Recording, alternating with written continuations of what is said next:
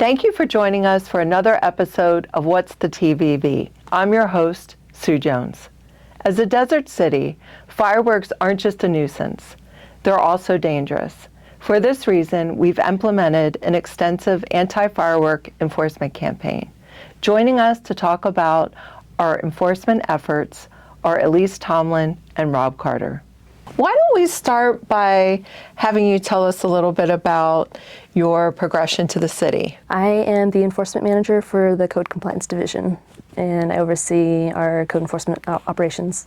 I started with the City of Victorville back in 2018. Before Victorville, I'd had about 5 years of animal control related experience, and I was kind of ready for a new experience. So an opportunity came up to be in code enforcement, so I made the transition to City of Victorville code enforcement.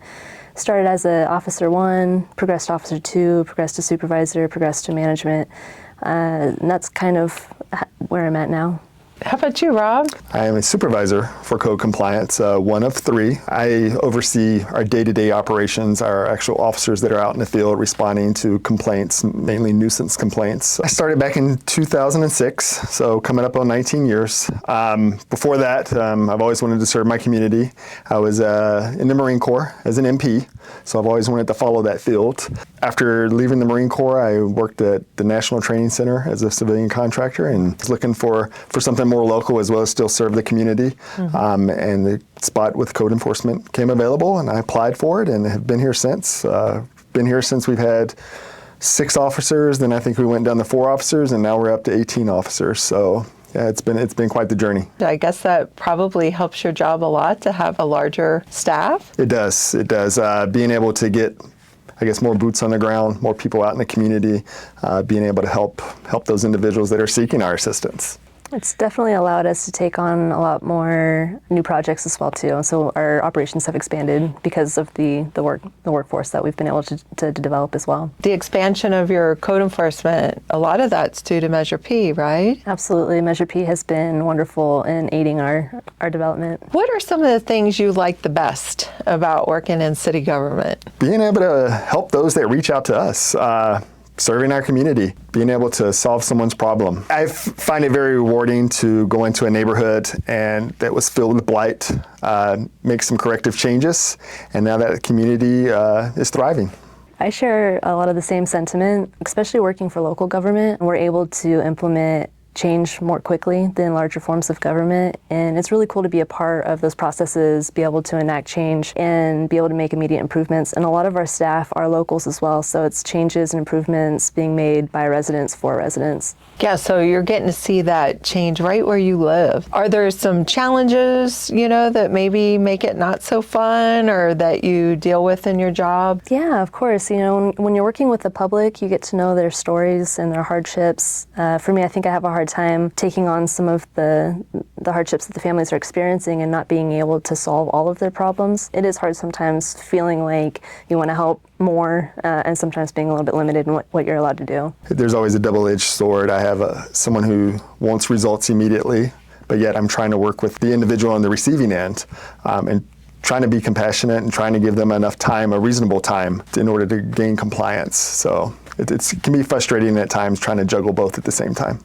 So in the most basic way, can you explain for us what code enforcement does? Code enforcement is the local regulatory entity, and we enforce all of our municipal codes. And we regulate land use and property maintenance related issues and business licensing operations, things of that nature. You have such an important role in the quality of life for our community. You're there to help mitigate those nuisances, to try to limit the blight and the things that can happen in our neighborhoods that really can impact our quality of life in a negative way. Absolutely. And property value, not in just the monetary sense, property value in a place where you enjoy living, a place where you enjoy having your family and friends over is really important to us, and we want to help uphold a high standard of community living in the Victorville area. So we're here to talk about fireworks, and I know along with your enforcement is an effort to try to get the word out, like we're doing with the podcast, and we do a large public awareness campaign as well. Can you tell us why fireworks are illegal in the city of Victorville? Fireworks are hazardous, they're dangerous, they're harmful. They are a huge leading cause for fires, both structural and wildland fires. They cause a lot of injuries to people who can mishandle them. They create a lot of injury and oftentimes death to animals who panic and run out into the street, get hit by a car, or get into fights with other loose animals who are also stressed out. It's very stressful on our community who are managing anxiety disorders and PTSD. So there's a lot of negative impacts that fireworks have on our community. A lot of the impacts are oftentimes overlooked or not understood by a lot of people who just want to play with fireworks. And to add to that, it can just be a strain on resources. Fire, police, code enforcement, having to respond to those calls, that they could be responding to other calls as well. So what fireworks in particular are illegal in Victorville? All of them. I know in a lot of other cities, you're allowed to use safe and sane fireworks. Those are the ones that you can buy from the stands, the fundraising stands, and they are on the ground. Those are illegal, as well as the aerials. The aerials are illegal statewide, so that shouldn't be a surprise to anything. If it goes up in the air, that's illegal statewide. But I think a lot of confusion is people think that the safe and sanes are still legal here, and they're not in Victorville. We take a zero tolerance, and it is, again, that can be frustrating having to explain to the residents that just bought it in a neighboring city thinking it's okay to bring it to their home and celebrate with their family. So it can be frustrating on both sides. So is there a fine associated with, using illegal fireworks? There's a $1,000 fine for the use, the sale, the discharge of fireworks here in Victorville. And that's progressive too. So if you get caught a second time within 6 months, it can go to $2,000. It used to be a $100 fine, and a lot of people would go ahead and take that as a loss, as long as they could continue lighting fireworks. So the city realized that and had to bump it up to $1,000. It's probably been about 6 years since that action was taken by the city council to increase the fine. Mm-hmm. How has that impacted what's going on in Victorville during fireworks season? Do you feel like that's aided with the enforcement at all? I do. We have seen a decrease in firework usage over the years. The worst year statistically was 2020. We had the highest amount of complaint submissions, the highest amount of citations issued. Since 2020, we have seen an annual decrease in the amount of complaints that we receive and the amount of citations we issue. The drop has been dramatic. In 2020 alone, we had over 3,000 complaints submitted through the reporting app, to whereas last year we only had just over 600 complaints that were submitted.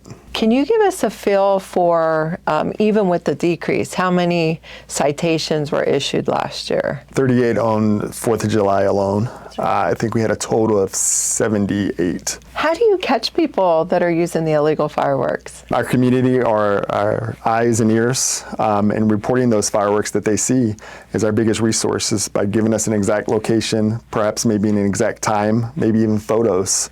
So again, the community is our biggest help.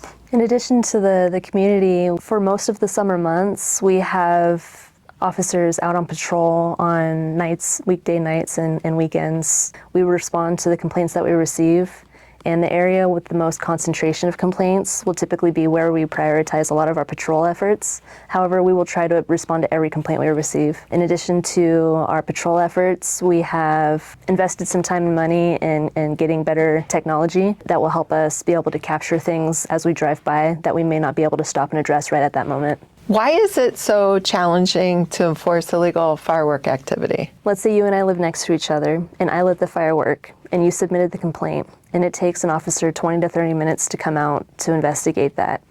If I only lit the one firework, I won't be able to see any activity when I get to the area. Without photo evidence or without the observation of it happening, it makes it very hard for us to investigate the validity of the complaint.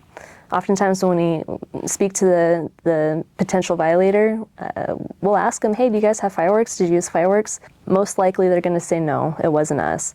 We go through our educational spiel anyway. We educate about the violations, the prohibitions for fireworks, in hopes that it'll deter future behavior. But I would say that the hardest part is a lot of times by the time we get to the area where it's happening, they've stopped, and it's hard for us to track it down. So I bet that's why the reports from the community members really can help you. It's very important that the community fills out as much detail as possible in their report. Even a phone number is great. It's confidential. We don't give that out, but at least call in that resident and just asking them a few more questions. When are they seeing this? About what time? Can you give me a description of who that person is? So the more details, the better. I know you mentioned the 360 cameras would be a new technology you're going to use this year. Are there any other new efforts that you're employing this year for your enforcement? Yes, so our fire department is working with the Department of Agriculture this year at the state lines, helping with confiscation. If they see fireworks in vehicles that are coming into California, they will be confiscating those at the state border. In addition to that, we are increasing our public outreach efforts. We're going to animal controls, adoption events, concerts in the park, any public event where we can make contact and have face-to-face interaction with individuals to show them how to report these complaints online, how that looks on our end when we receive it, and talk to them about our patrol efforts and answer any questions they may have. You've talked about how important it is to get reports from the community. How might the community report illegal firework activity? There's two ways residents can report illegal fireworks. First one is through vv.city/reportfireworks, or through our city homepage. There's a large button in the middle of our home screen that they can report illegal fireworks. So beyond the loud noises that we hear, there are great impacts on our neighbors when we use fireworks. And one of those things is the negative impact it can have on our pets. Can you dive a little deeper into that and give us some examples of how bad that can be? Absolutely, it's pretty tragic. Last year alone, on the 4th of July night by itself, Animal Control received over 60 calls for service. They ended up having to pick up 17 deceased animals who had been hit by a car, brutally attacked by other stressed out animals. And in addition to that, they ended up picking up about 15 stray animals to have to impound them overnight because we couldn't find their owners. So there's a big impact on the pets that we have. A lot of families will go to family or friends' houses and leave their pets outside, and that's terrifying for them. I've even heard stories of people who have their pets inside and try to mitigate the stress by turning on their stereo or their TV. They have to oftentimes give their dogs anti-anxiety medications to calm them down, and we still get calls that their animals are literally pulling the drywall off the walls because it's so stressful for their animal. It's really hard to address. So July 4th can also be a really stressful time for vets. Can you talk a little bit more about that? Yes, as a veteran myself, the high desert alone has a very high concentration of military members, over 85,000 either actively serving or veterans. And there was a nationwide study that around 19% of veterans suffer some form of PTSD. So this time of year can be very stressful on them with the loud explosions that are continuously going off throughout the night. You know, where we are in Victorville, you don't see a military installation, but there are a lot of veterans here who can have that trigger from the fireworks, and it can be very stressful for them. Exactly. Well, I absolutely appreciate the time that you've taken to come in and talk to us about such an important issue that we face here in the city of Victorville. As a desert city in particular, fireworks can have a devastating impact on our quality of life, and it can be dangerous. So thank you so much for coming in and talking with us, but also thank you to you and your team for all your great efforts to enforce illegal fireworks usage in our community. Thank you. Yeah, thank you for having us. Fireworks can have significant impacts. They're not only dangerous, they also drain our very limited resources. To talk about the negative impacts of fireworks is our Fire Chief, Bobby Clemmer. Bobby, thank you so much for joining us. Well, thank you for having me. Why don't we begin by having you tell us a little bit about your position? I'm just hitting the 1-year mark as a fire chief for the City of Victorville, which has been a great opportunity. Right out of high school, I became a paid call firefighter with Barstow Fire Protection District. Worked my way through my education at Victor Valley College and promoted to a full-time firefighter in 2006. And I just kind of hit the ground running from there. I worked as a engineer, as a captain there. Left Barstow in 2017 and went to Apple Valley, worked there as a captain for 5.5 years. And then the opportunity here at Victorville presented itself, so I tested and got hired as a battalion chief with Victorville. Been with the city for 2.5 years. I think it might be of interest to folks tuning in to know how big our fire department is. How many employees do you have? So we have 5 fire stations, plus we have 3 of our stations have paramedic squads, and then 1 of our stations has a paramedic squad truck and engine. So 3 squads, a truck, and 5 fire engines. With all of our suppression staff, chief officers, and our admin staff, we're right around 90 people. And that's really important for people to know that the fire department doesn't just respond to fires, you also provide all the emergency medical. Right. You can almost say that we're an EMS department that also does firefighting, because our calls for service for EMS calls are up in the 80% mark, if not more. That's really the mission focus, is really being out there doing the best we can, protecting the community, and being their safety net for when their worst day comes. Thinking about working for municipal government, what's your favorite part of that? I think, honestly, the best part is the collaboration amongst all departments. What would you say is your least favorite part of working for municipal government? As firefighters, we're used to being able to solve problems almost instantaneously. We handle one call at a time, solve a problem, we move on to the next. Learning the processes of municipal government, from purchasing to human resources and things like that, it becomes not frustrating, but it becomes you become impatient because processes take a lot longer than we're used to as being firefighters. So that would be my least favorite part. But it's not something that is bad. It's just when you lack patience, it's something that you have to get used to. I think probably you could ask a lot of employees and they would say the same thing.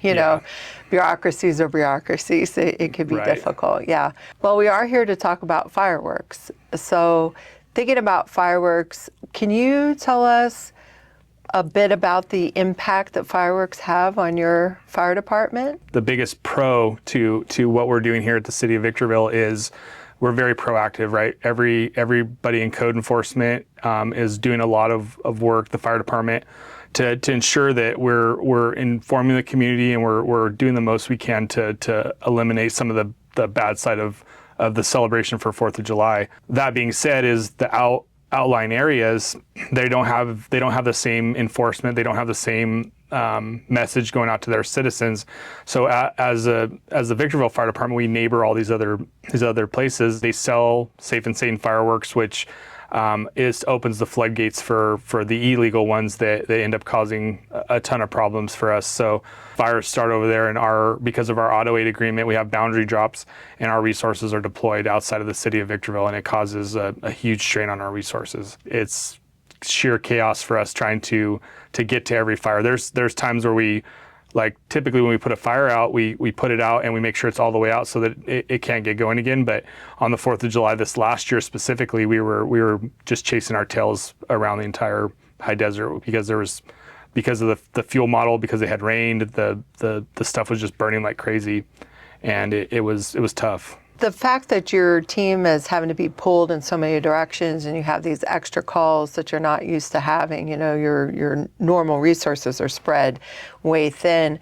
What's the impact to the community? Does that mean you're not able to respond to all the calls you want, or might there be something where the call takes longer to get to? If you go on a vegetation fire that's caused by fireworks, sometimes that's 2, 3, 4, 5 engines that are tied up with that. And going back to my prior statement, is we're essentially an EMS department that runs a lot of fires and stuff too, but it takes away from our response times and our ability to get out there if somebody is having a life-threatening emergency, or they're they're stuck or they're in a car accident or whatever it might be, that's less resources available to help those people. And that's so frustrating because fireworks really is a choice. It isn't something that you have to do.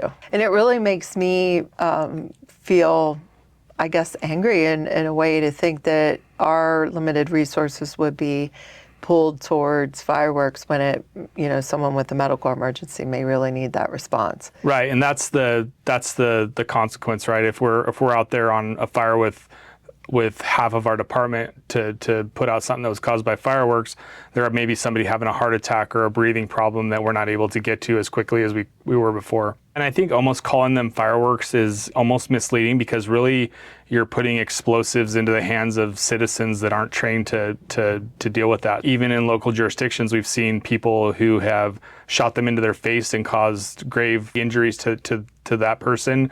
You see videos all the time where people blow their hands off and when they try to light them off in their hands. We had fires burning right up to houses. And then obviously the scenarios where we had a business in Barstow where they were lighting even Safe and Sane ones off in the planter in front of a strip mall, and it caught the building on fire and caused millions of dollars in damage because it was just carelessness. Our calls doubled on 4th of July, but really it was probably much more than that we were able to handle kind of under the radar and take care of some of that stuff before it made it through the dispatch system. Wow, double the calls just in one night. That's just really puts into perspective how really spread thin your resources. Double the calls plus a lot of those calls are multi-unit responses, so it was a lot. Can you speak about the risk that we in particular have here in the high desert for fire risk? Some of the big risks are houses that butt up to a desert or the area of the river bottom and things like that. If a fire from a firework got established in the river bottom, it could take a week to get it completely put out, which is hundreds of thousands of dollars in resources and things like that. In a neighborhood, if I've seen fires that get started and they run the alleyways behind all these houses, lighting off fences, lighting off the houses, and it can turn into just a really big deal. What are some things that you can do as a homeowner to try to protect your property? The biggest protection would be to alleviate continuous fuels. So if there's weeds or grass that are burning up to a wood fence, or if there's stuff around your house, keeping a good 50 feet of clearance to their property. If a fire is caused by illegal fireworks, are there legal repercussions? Yeah, we have our fire investigation unit that has been very successful.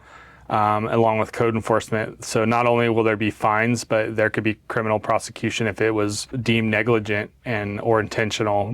You could face serious fines and potentially jail time for that. Do we ever get where we try to recoup the cost back from these things too? Yeah, there's a cost recovery program that you can not only do the fines, but we can go back and do cost recovery for incidents. And typically it's per hour, per resource. You bill accordingly off of that. So it's not only dangerous, but it can actually be very costly. Yeah, definitely. Well, Bobby, thank you so much for taking the time to come in and really especially for sharing your expertise related to fireworks and your fire department and all the services that you provide. I just personally want to thank you and say how appreciative we are of your department and all your employees for all their efforts to keep our community safe. Thank you, Sue. Thanks for having me. Thanks for listening. What's the TVV is produced by the City of Victorville. If you have a topic you would like to see on future episodes, leave a comment or review on your preferred platform.